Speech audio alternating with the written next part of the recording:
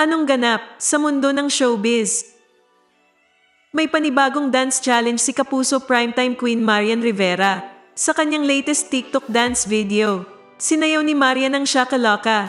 Tulad ng kanyang nakagawian, nakasuot ng puting sombrero, t-shirt at joggers si Marian na pawang Italian luxury brand na Fiorucci. Ito na ang akin bagong dance challenge, tag niyo ako ha. Ayon sa caption ni Marian. Nasa 3.1 million agad ang views ng bagong dance video ni Marian, 24 na oras lamang matapos itong i-upload.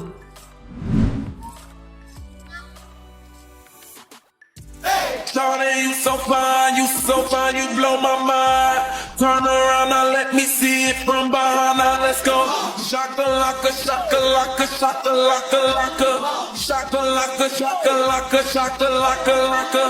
Shawty, you so fine, you blow my mind.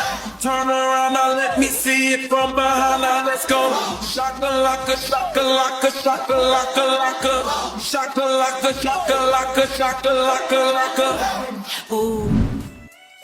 Ano sa palagay mo? Kaya mo ba yung challenge ni Marian?